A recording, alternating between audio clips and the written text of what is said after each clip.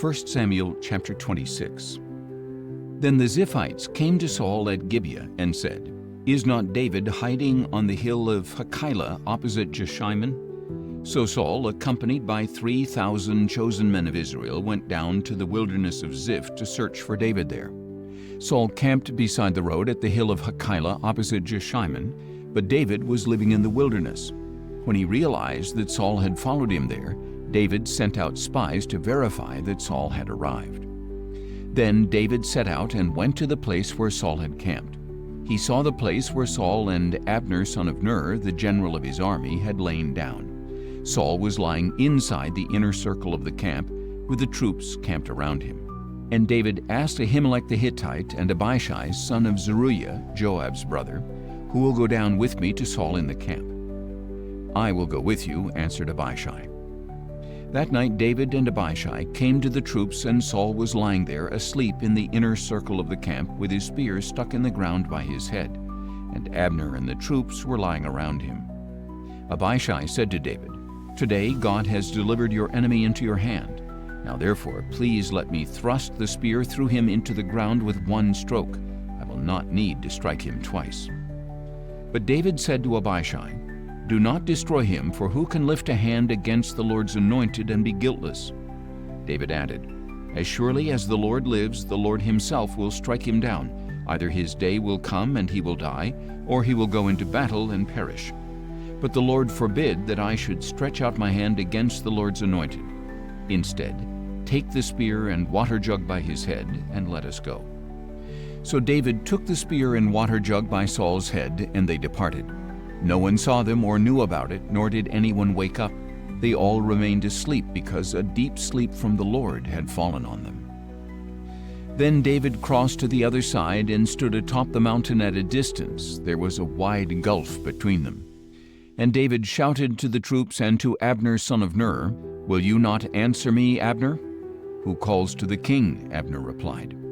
So David said to Abner, "You are a man, aren't you? And who in Israel is your equal?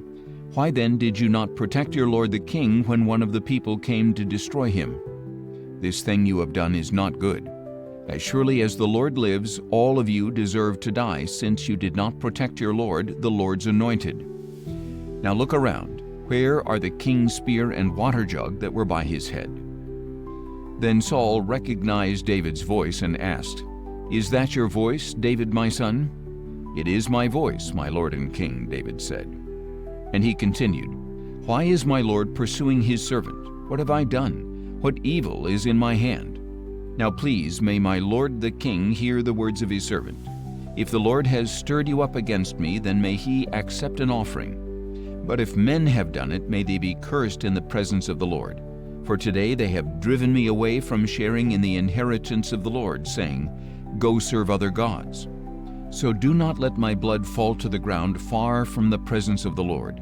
For the king of Israel has come out to look for a flea, like one who hunts a partridge in the mountains." Then Saul replied, "I have sinned. Come back, David my son. I will never harm you again, because today you considered my life precious. I have played the fool and have committed a grave error." "Here is the king's spear," David answered. "Let one of the young men come over and get it. May the Lord repay every man for his righteousness and faithfulness. For the Lord delivered you into my hand today, but I would not stretch out my hand against the Lord's anointed. As surely as I valued your life today, so may the Lord value my life and rescue me from all trouble." Saul said to him, "May you be blessed, David my son. You will accomplish great things and will surely prevail." So David went on his way, and Saul returned home.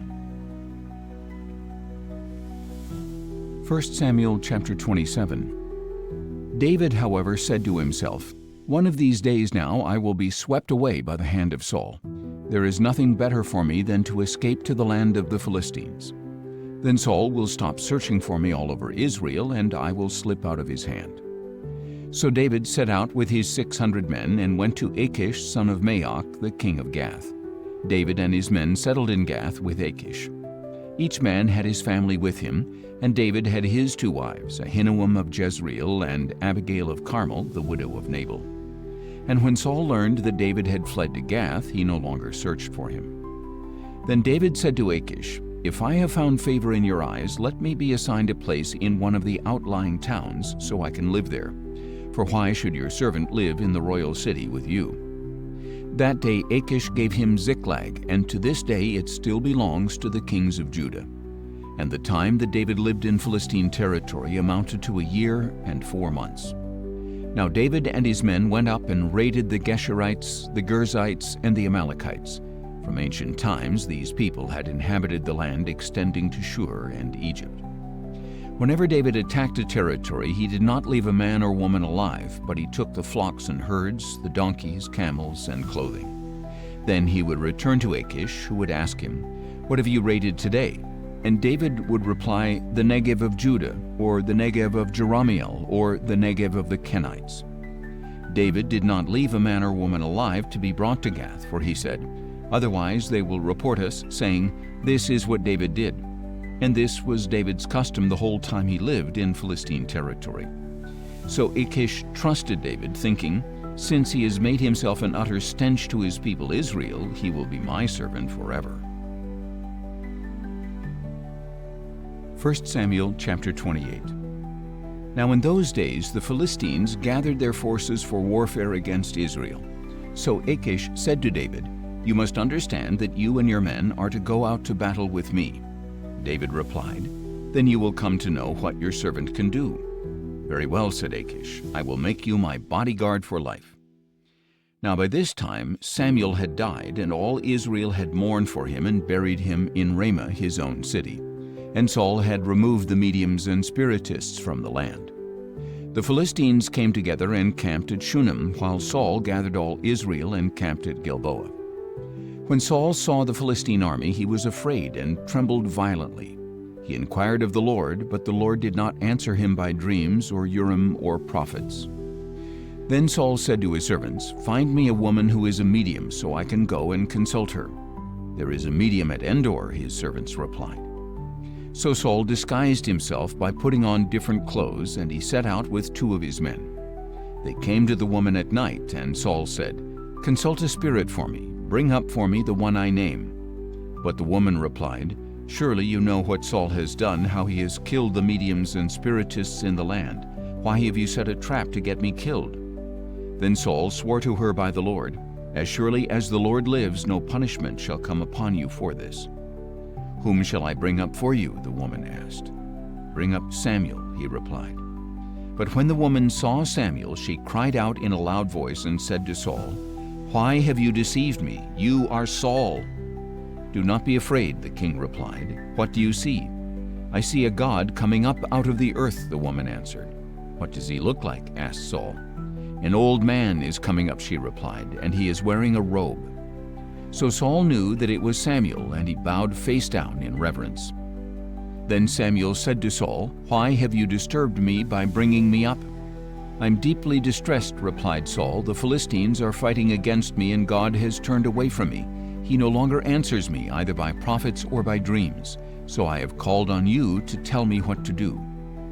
"Why do you consult me?" asked Samuel, "since the Lord has turned away from you and become your enemy? He has done exactly what he spoke through me. The Lord has torn the kingship out of your hand and given it to your neighbor David. Because you did not obey the Lord or carry out his burning anger against Amalek, the Lord has done this to you today.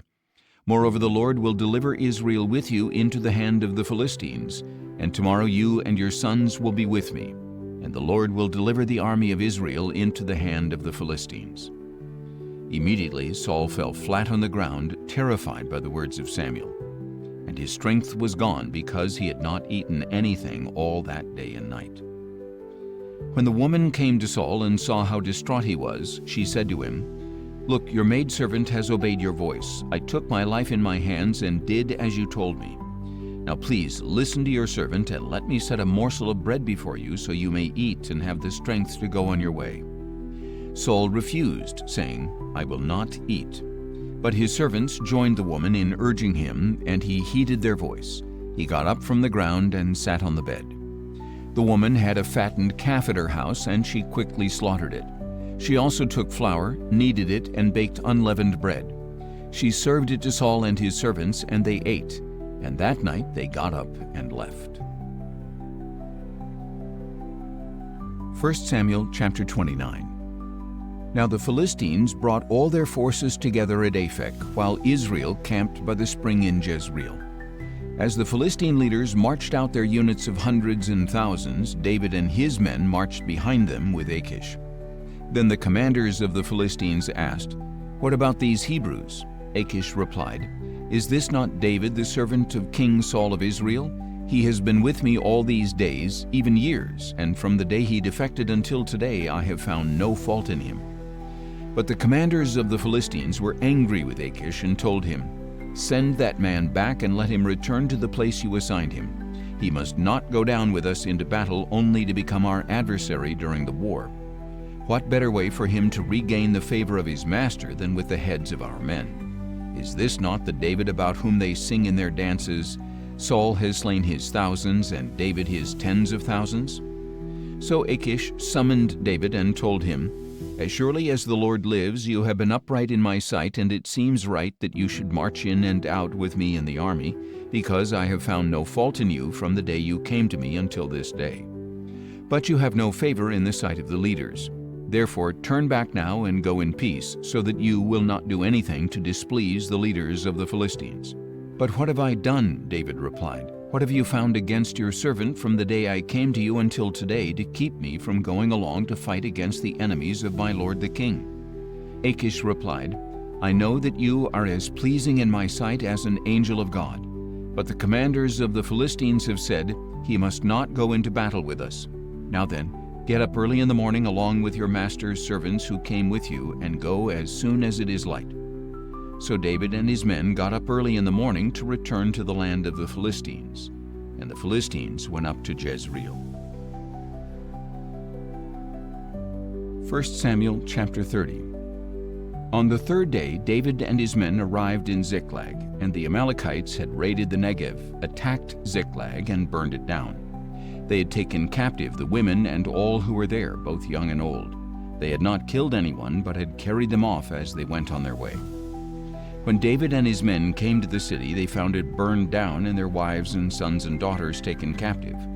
So David and the troops with him lifted up their voices and wept until they had no strength left to weep. David's two wives, Ahinoam of Jezreel and Abigail the widow of Nabal of Carmel, had been taken captive. And David was greatly distressed because the people spoke of stoning him, because the soul of every man grieved for his sons and daughters. But David found strength in the Lord his God. Then David said to Abiathar the priest, the son of Ahimelech, "Bring me the ephod." So Abiathar brought it to him, and David inquired of the Lord, "Should I pursue these raiders? Will I overtake them?" "Pursue them," the Lord replied, "for you will surely overtake them and rescue the captives." So David and his 600 men went to the brook of Besor, where some stayed behind because 200 men were too exhausted to cross the brook. But David and 400 men continued in pursuit. Now his men found an Egyptian in the field and brought him to David. They gave the man water to drink and food to eat, a piece of a fig cake and 2 clusters of raisins. So he ate and was revived, for he had not had any food or water for 3 days and 3 nights. Then David asked him, "To whom do you belong and where are you from?" "I am an Egyptian," he replied, "the slave of an Amalekite.